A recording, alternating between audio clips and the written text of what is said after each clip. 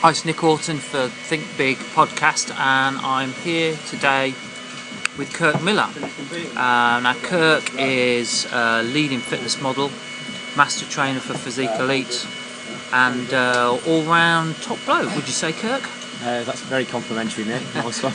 Now, we're actually at Future Fitness at the moment, so there's a bit of noise going on in the background, so apologies for that. But I wanted to grab Kirk while he's free because he's extremely booked up with clients.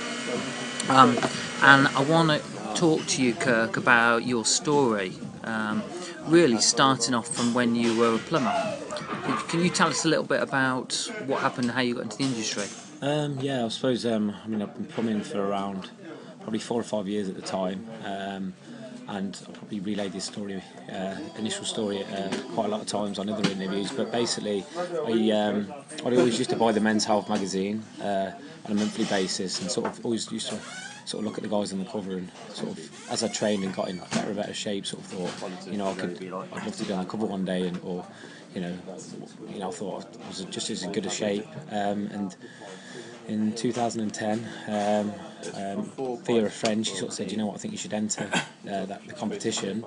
I did, but down to my naivety and probably just not being ready at that stage of my life, I'd made the final but missed a phone call, and then being maybe slightly arrogant at the time or just a bit lapsy days with it all, I rang back a week later and said, I've made the Men's Health final.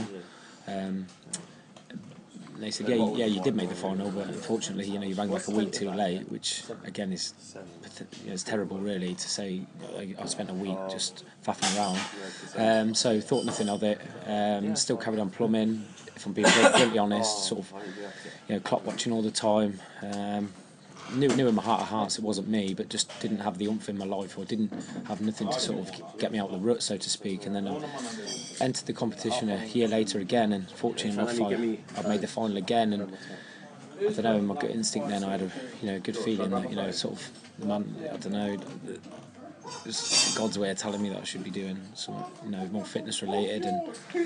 And So are you saying then that you weren't specifically thinking, I want to be a fitness model, something just sort of felt right, and you decided that effectively somebody pushed you into doing it? Yeah, I honestly think, I know it's just that cliched saying that everything happens for a reason, and so sometimes there's pivotal moments in your life that sort of like lead, that are sort of telling you really you're doing something you shouldn't be doing. And then for me to be sort of picked at 2 years on the bounce in a competition which was the biggest fitness competition really of any sort of guy.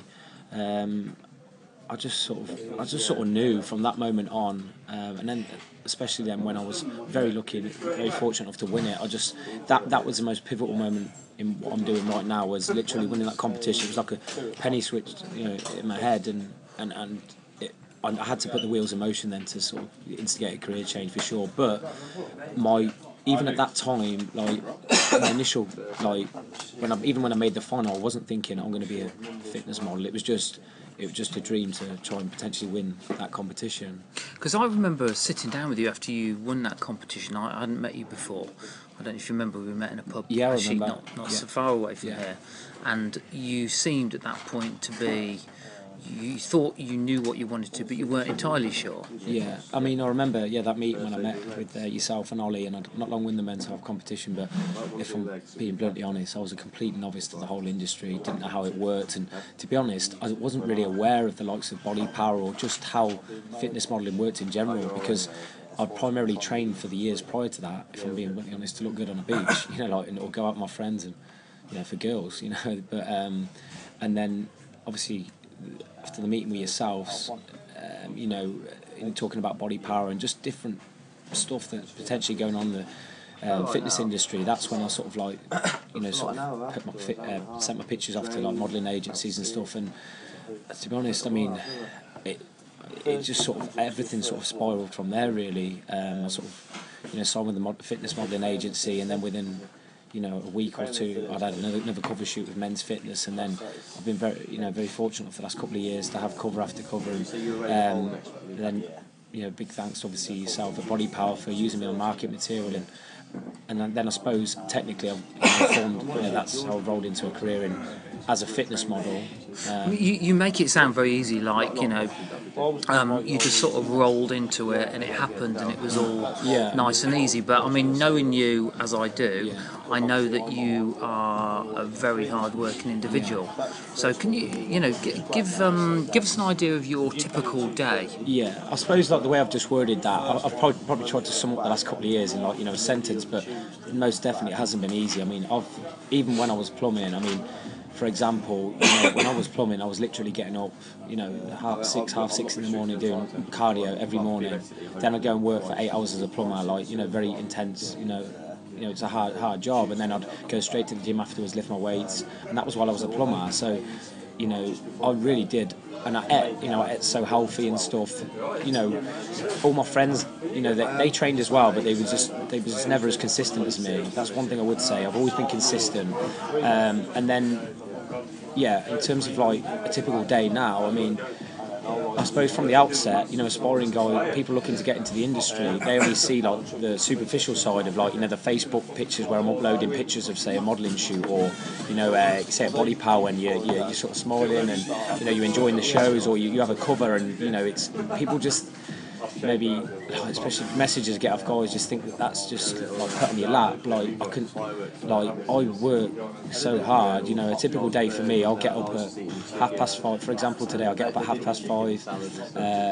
You know, if I haven't had a chance to prep my food the night before because I've worked till late, I'll prep my food, I'll eat my food, and then I'll at the minute on personal training, anything from like 6:30 in the morning, you know, on and off, you know, till 8:30 in the evening sometimes, as well as training myself for a minimum of 1 hour weights, plus obviously added cardio, which I've done the last 5 weeks because I've had a shoot, as well as eating all my meals, and then trying to switch off if possible, which, you know, probably the biggest downfall is I do struggle to switch off a little bit.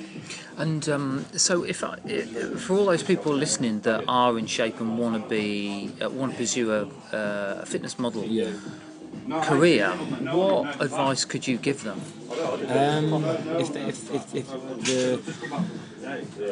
the first advice I'd say, if anyone's ever fortunate enough to get some form of exposure in the industry to maybe potentially gain you know, a following and stuff, which is important, is be grateful every time you're given an opportunity by anyone, whether it be a modelling agency or anyone to do with fitness shows, or just always concentrate first and foremost on being grateful and giving more than you get back, you know. So say for example, if I'm on a shoot, you know, how can I put it?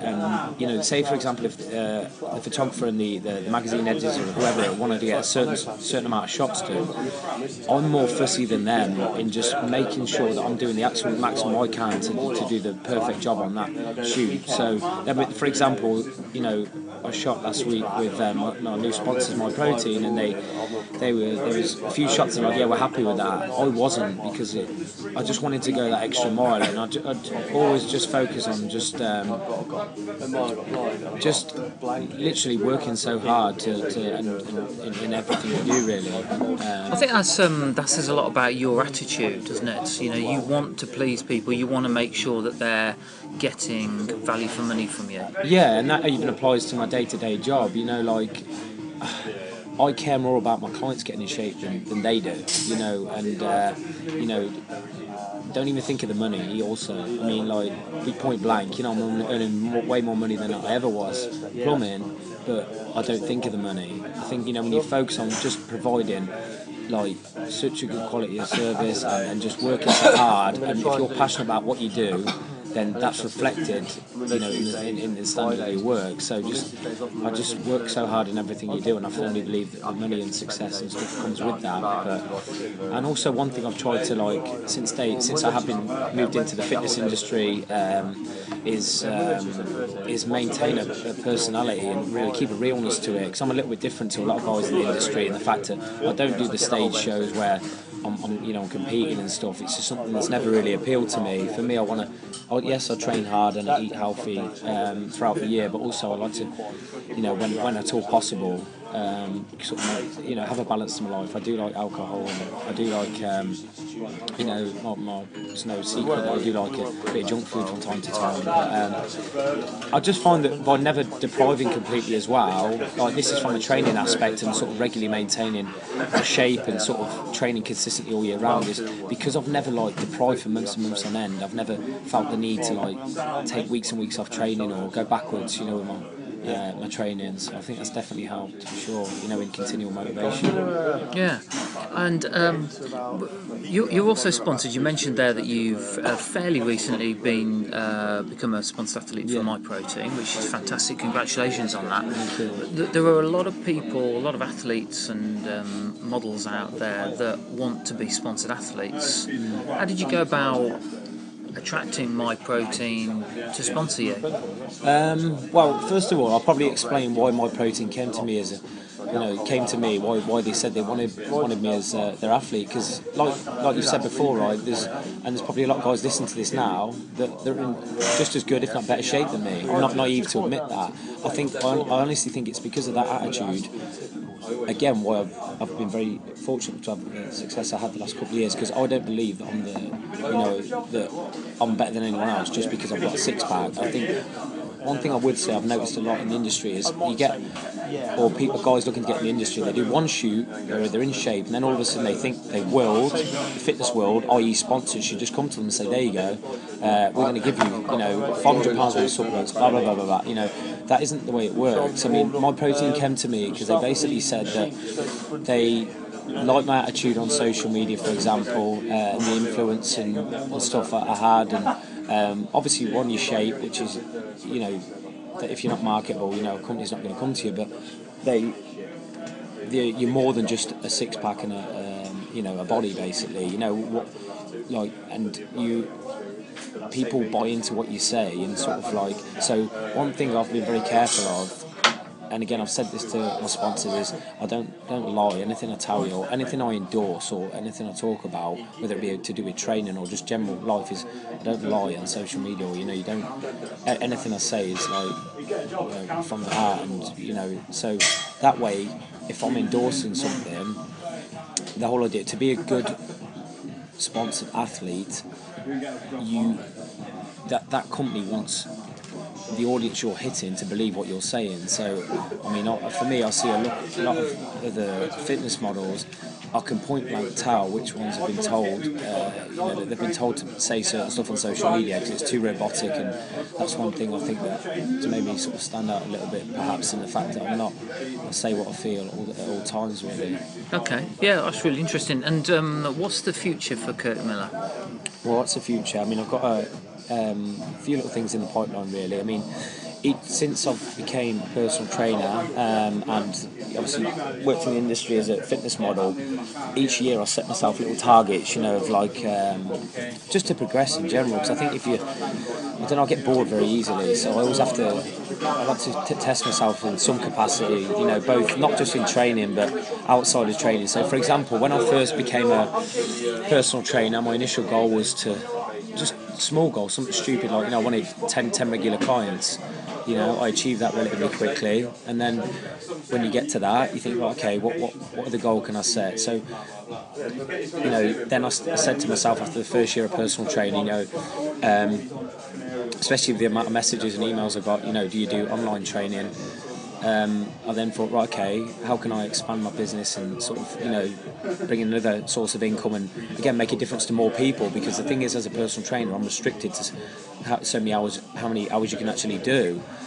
So, I've now incorporated online training, which is quite hands-on, but things that are in the pipeline in the future, I'll be bringing out definitely more online options to help a wider audience, and also I'm going to be doing some cover model conditioning workshops in the new year with a good friend of mine, obviously Ryan Terry. I'm sure everyone's well aware of Ryan. I mean, phenomenal shape, and I've become very good friends with Ryan. But we think a lot on a lot of the same wavelength, on different subjects within the industry. So we're going to be doing like them, fingers crossed, regularly throughout the year. and yeah, I've started doing isolated personal training packages and days, in London, and I hope to do that at different major cities in the UK, just to try and expand and sort of really test myself really in other avenues and see where I go from there. Okay, well, it sounds fantastic. Congratulations on your success so far, Kirk, and thanks for talking to me today. Okay, thank you.